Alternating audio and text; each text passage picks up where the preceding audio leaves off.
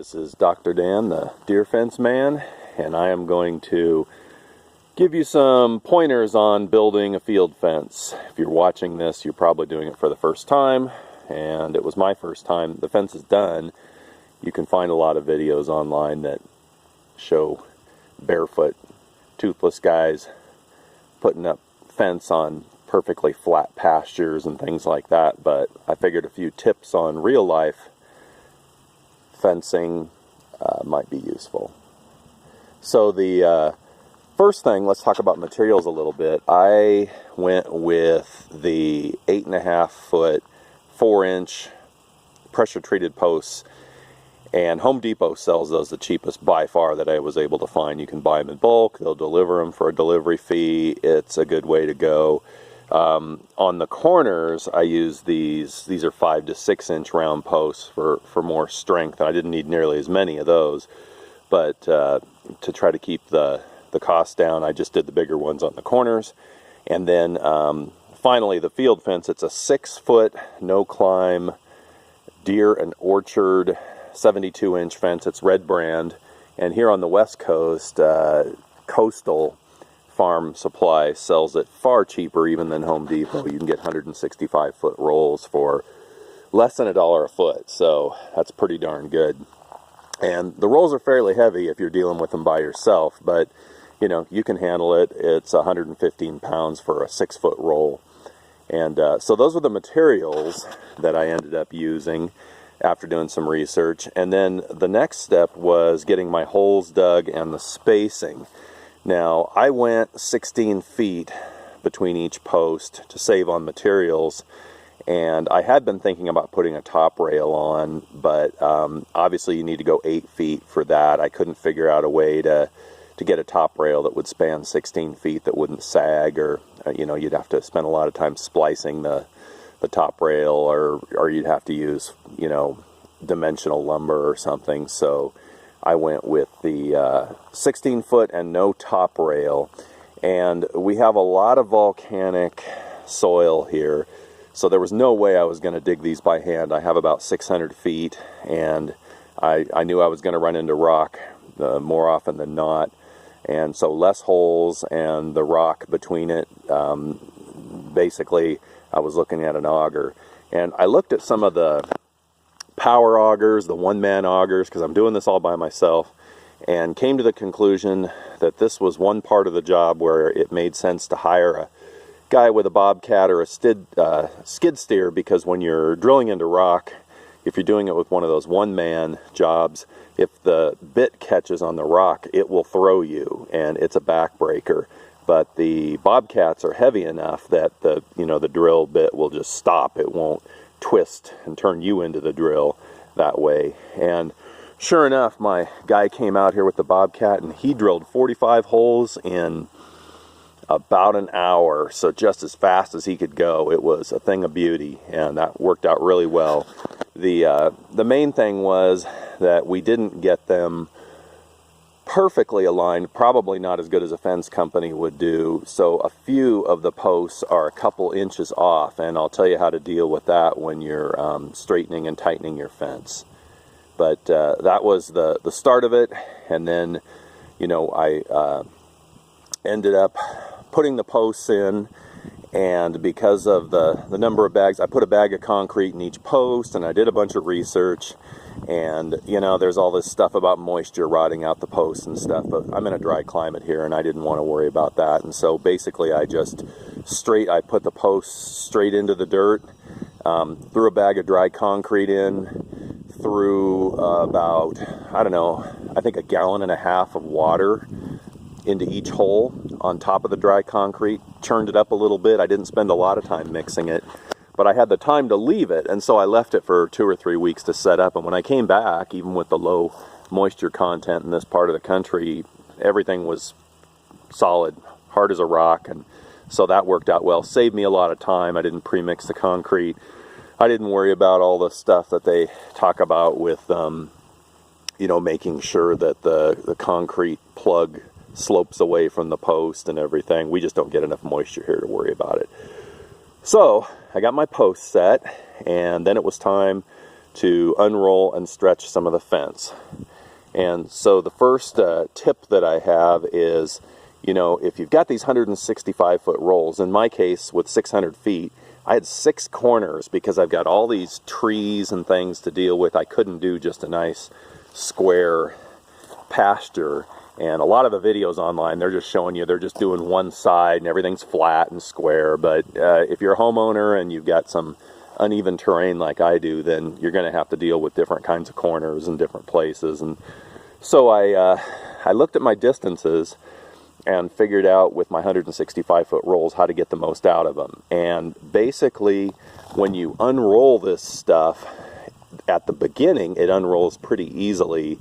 And so if you have a section, let's say 50 feet or 100 feet or something, what I liked to do was roll it out in my driveway in a flat area and cut it there, and then it re-rolls back together on its own very easily, and then take it down to where I'm going to be installing it. And the reason that I did that was that toward the end of one of these rolls, they're really hard to unroll. They're more tightly bound, and the woven wire tends to hang up on itself. And so, especially when you're by yourself, I would say the last 50 feet of each of these rolls is a bugger to undo.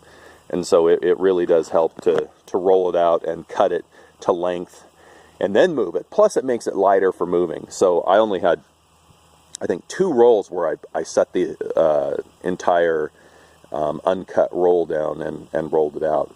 Now the next thing I'm going to say is that when you roll these things out, always put the ground, which is the non-red end, closer to the post, so that when you pull it, the post or the fence will just come up tight like this. If you put the red down here, then you're going to have a lot more trouble getting it to pull right up and into place. And so you want to put it so that the that ground wire is up against the base of the posts. And you can see how tight I had to deal with here in some of my pine trees, so it was not too easy to do it. But I rolled these things out flat, and you know, if you can help it, you want to let gravity work with you and roll downhill, but you can't always do that and keep to that rule of putting your ground wire against the fence.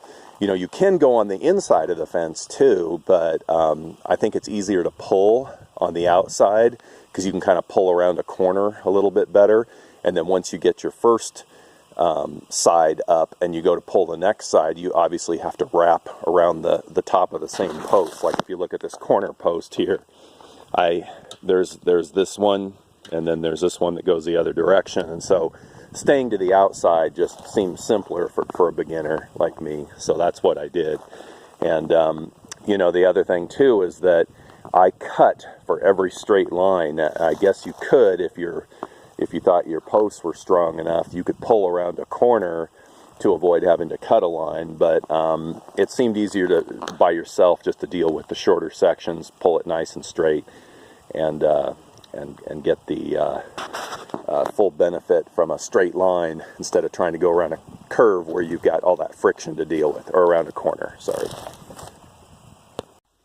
So this first section is the very first section I pulled, and I would suggest taking your lowest profile section to learn on, because it does not look nearly as good as my other sections. I didn't get it tight enough. It's really hard to tell. When you pull it, it gets really tight, but when you let the tension off, you lose a lot of that, and you know, the posts will actually move in the ground a little bit, even inside their concrete plug, and so all of that will kind of loosen up your tightness. Now what I did was I built my own fence tightener out of 2x4s and a couple bolts and nuts, 5 I think, and there's plenty of videos online that show you how to do that. It's a very simple process. And you know, there was some advice on a 6-foot fence not to make your tightener 6 feet long so that you had slack at the top and the bottom. And so I did that. I made mine about 5 feet long, but I think I kind of regretted it. I think if I were to do it again, I would make it the same length as the fence, just because it seemed to be a little more difficult to get the top, especially, as tight without having that pull coming all the way up and down it. So, you know, when you build your tool, I would say just make it the same height as your field fence. And of course they come 4, 5, 6, even 8 feet. And so what I did was I built that tool, and then I had a little cable that I hooked at each end of it. I just wrapped it around it, and then I had a come along, and you can see lots of guys doing that online. And you know, I'm a homeowner, I don't have a tractor or anything, and unless you happen to have a tree in just the right place, you really need a pickup to be able to hook to your come along and pull it tight. And so the issue is with the pickup, if you go and attach your come along to the trailer hitch, that's only, what, about 18 inches to 2 feet off the ground, so you're not really pulling from the center of a 6-foot fence, and it tends to pull down that way. And depending on whether you're pulling uphill or downhill and your terrain, you may want to pull from a higher angle or a lower angle. So what I did was, in certain places, I would attach higher on my pickup. Instead of the hitch, I would put it up on you know, the sidewalls and attach to some of the hooks up there, so it would have a higher pull. And so obviously if you're pulling uphill, you're going to want to hook it up higher. If you're pulling downhill, then you're going to want to hook and pull from your trailer hitch so that you pull further down. And then another good tip that I can give you is that if you have real uneven terrain, like I do here, then a good way to do it is to pull and attach to your wood, as long as you have the right you know, small gap to the ground.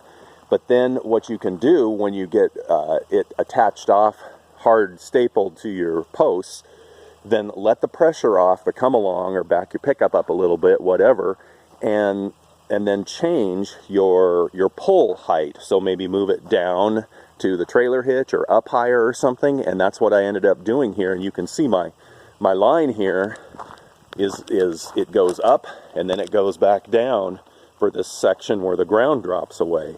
And the way I was able to do that was that I pulled and hard stapled up to this the post that I'm centering here, and then I pulled in a downward direction to get the rest of this down. The other thing, if you look down there, I've got cedar fencing that I tied to, and that's my end one. And I was too lazy to put in a big corner post down there. And so what I found is that since those posts aren't as strong, I didn't build that gate originally with the idea of putting much tension on it. So I pull hard to the post before that, you know, suspect terminal post, and then hard staple up to that point, let the pressure off, and then do kind of a lighter pull to my last post. Because if I pulled hard all the way to my 4x4 there at the end, it would pull it out of the ground. And so that's a good way to hook up to existing stuff if you've got something that's not as sturdy and you still want to hook to it and you don't want to have to put in a post right next to an existing post. And so that's some of the tricks that I use to pull this thing tight. What I found also is that as you start to put tension on it, especially when you have places where it can't lay perfectly flat, it'll start to come up in places, but it tends to want to fold exactly in half right here, and so it would pull tight but only at 3 feet high. And so you were trying to get it to stand up by yourself. What I would do is come down, and I would just I would look and see, and if I had some slack on this side, I would put this and just hang it temporarily on top of these so that it would be sitting upright as I tightened it up. And that worked really well for one guy to pull a 150-foot line of field fence up, just to kind of drape it over the top. But you got to be careful that you have enough slack. So if I had a post that was, say, right here and I'm pulling this way, then I wouldn't hang it on this because it has nowhere to go. But if I'm just on this side, then I've got a couple inches that I can tighten up on. And so I would go along here and I would just pull everyone up that was kind of eligible to be pulled up along here. The other thing I should say is that I went along and tried to figure out if there was a easier way to cut the tops off of these, and I ended up getting pretty lucky. The Home Depot 8.5 foot ones go down with a 30-inch hole to where they're just about 6 to 6.5 feet tall, which is just right. So I only ended up having to cut the top off of about a third, and I think a chainsaw is definitely the way to go because there's less vibration than a recip saw, and at the top of a 4-inch post you're going to get a lot of vibration. But I didn't have a chainsaw, so I used a recip saw, and I ended up having to cut, I don't know, maybe 15 of the 45 posts, so it wasn't that bad. But you know, eating that pressure treated sawdust is no fun, and it takes a lot longer with the recip saw. So if you have access to a small chainsaw, that's definitely the way to go on these posts. Another tip that a friend of mine gave me, and I did not see it anywhere online, is that when you go to hard staple these in with these 1.5-inch galvanized staples, here's one I did wrong. And what you could see what happens when you put the staple straight in. It splits the wood because both ends are going into the same grain. And so what you want to do is more like what I have in my bottom one here. I don't know if you could see that in the shadow, but you go at a little bit of an angle so that each end of the staple is going into a different grain of the wood, and it gives it a lot more strength and it doesn't tend to split the wood. Here you go. There's a better example right there. So just go in at an angle. Makes all the difference in the world for the strength on this thing. I ended up putting in 3 or 4 for each of these 4-inch guys. Some places I didn't put them in at all, didn't need it if it was tight. And but then there were other places where and I'll show you when I get further down in my line here, where I'd be off 6 inches and had to put a lot of extra ones in just to get the field fence to go against my misplaced pole. Okay, so here's my H-brace, and again I made mistakes on this, so I will tell you the right way to do it. I found out after I had already dug the holes that with an H-brace, which is a corner brace for giving strength to the corner, your long corners, and I only have one at my whole fence here, you want to have twice the horizontal distance as the height for your actual brace, because the strength comes from the cross beam there transferring the tension to the brace post away from the corner post, and then you also get extra strength from putting in the little bit of cabling that goes in between here to transfer more of the load from the corner back up. So so this isn't done quite correct, but my fence is short enough that it really doesn't matter. It's still pretty darn strong. And what I ended up doing then was putting these cross braces up as pretty high, and again you typically want to go with a 6-foot fence. In theory you would want this to be 12 foot between braces, but that's a long ways, and then you got to find a 12-foot cross brace piece there to go in, and then the same on the other end if you're doing a double H like I did. But I can get away with it because it's really not a fence that has large animals leaning on it. It's just to keep the deer out. So I think I'm fine with that. Now, what you do is when you put your nails in here, your big spikes, leave the top spikes out about 1 inch, because it makes a great place to just be able to wrap your line on your cable. And you don't have to put anything there to hang that on. And you know, as far as the cable, you can use pretty much any size wire that you want, and you just use enough of it that it all binds together to make a pretty sizable chunk. And so what the videos would say, and there's a lot of good videos on building an H fence, but you would just not put a lot of twist pressure on this until after you had pulled your field fence, or it would start to pull the H-brace out the other way if you don't have compensating tension on, you know, by actually having your field fence up yet. So what I did was I got it all ready to go, and you can see I just stuck branches in there. I might get something better in there as those things deteriorate. And then as I pulled on my line, I would occasionally come down here and twist this bad boy a few times, and I could feel it tightening up, tightening up. It doesn't seem that tight when you just first start it by hand, but it's amazing how fast this will tighten when you twist it a few times. And then you can see that you can just jam it through the the field fence here to get the twisty stick. There's a name for it, I forget what it is now, to stay in place. This one, I found a piece of threaded rod, so that one can be permanent in there. So this all came out okay. I mean, it's not done like a farmer would do it, but I'm not putting up a mile-long fence. I mean, here's my section is 150 feet here, so not that big of a deal. Okay, so the other thing I want to show you is what happens when you've got a post out of alignment. How do you deal with that? Because we had that happen, not that much for amateurs and doing it for the first time, but some of them were out of alignment. If they come out, then you're in pretty good shape because you don't have to worry about it a lot. You just staple up to it. Like here's an example of one that is probably 3 or 4 inches to the outside too much. And so, you know, the field fence just tightens up on it and you just staple it down and you're good to go. But when you have one that bends in, and you can see from here that the one before the corner bends in pretty significantly. So what do? And when you're one guy, this was what I found to be the hardest part of the whole process, was I had to lean up against this thing and put weight on it to push this against my post that's out of alignment, and then staple it, hard staple it. And you could see it's not perfect. It's still got some gaps, some places I could come back and put more on there. I did this fence, I don't know, a month ago, and so it's starting to stretch out a little, so the tension isn't as good or as strong. But I really had to fight this. You know, I'd lean into it with my whole body and get a staple in place, and then move down a foot and do it again until I got it down there.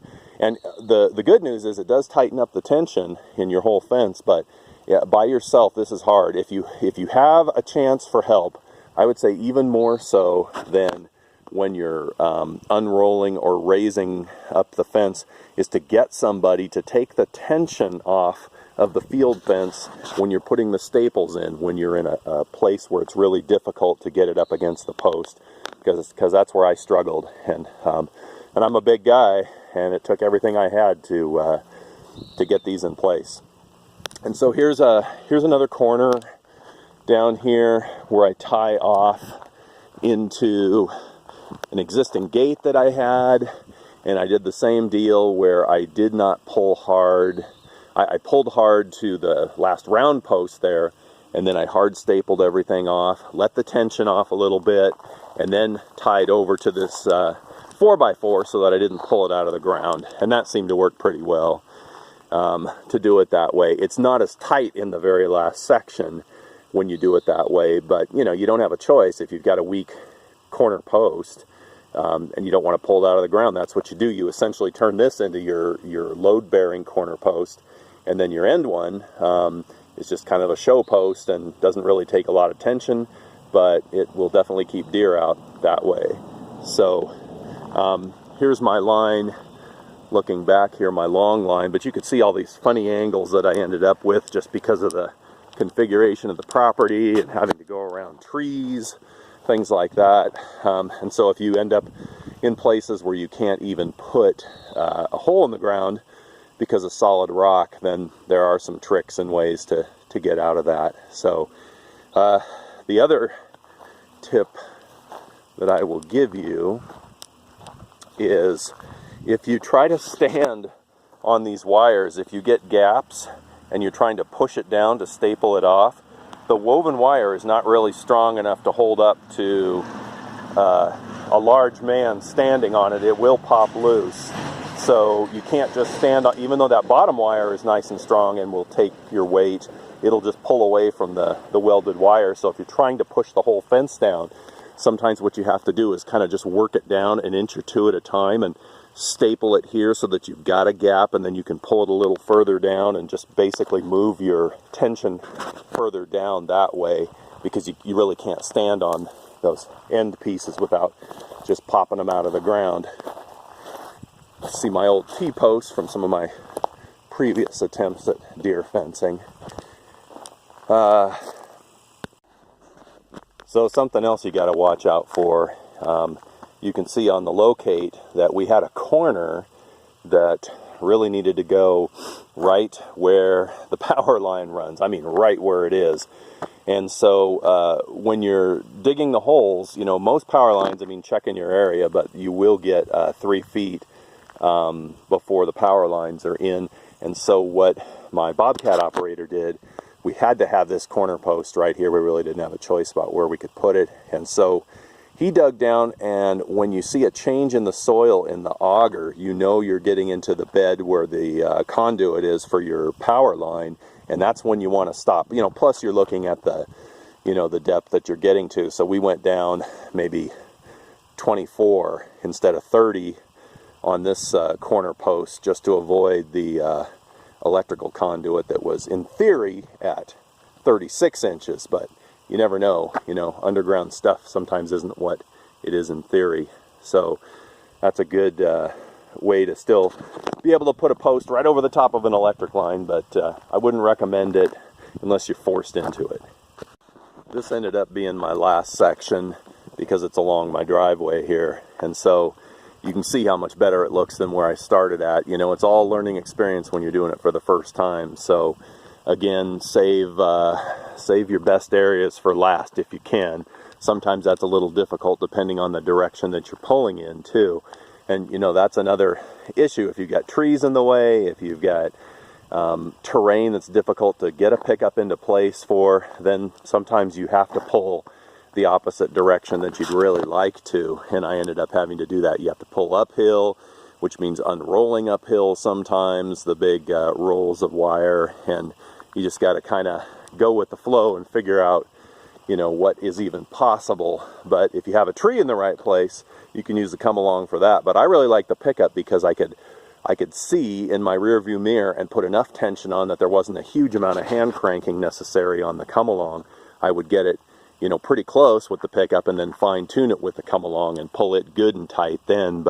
And then I could let tension off. You know, it's hard sometimes to get come along to let go when you have a lot of tension on it, but all you have to do is back up the pickup an inch and all of a sudden you're free. And so that works really well. So I really did like using the pickup as my dead man, as my weight anchor for the come along. But the issue is being able to hook up at the right height so that you can pull your fence to stay with your uneven terrain. So I hope this has been of some value to you. I know it's been mostly talking since there was no way I was going to record this while I was doing it. It was a struggle. But one man in his mid-50s able to put up 600 feet of fence by himself. Never done it before. And it came out okay. Not as good as a professional, but the quotes that I got to do this were around $25,000. And it cost me, I think, about $1,200 in materials and $250 to my auger man to dig the holes. So I made a lot of money doing that. And all in all, even though I put the posts in the ground and had to wait 3 weeks for them to harden up, the number of days of labor was probably 7 man days to do that for 600 feet of fencing. So, you know, I'll take that. I was, you know, earning on the order of $4,000 a day, $3,500 a day doing it myself. So it's well worth trying, and I hope this has been of some value. It's definitely different than most of these ones that you're going to see online. A few tips for beginners. All right, thanks, over and out.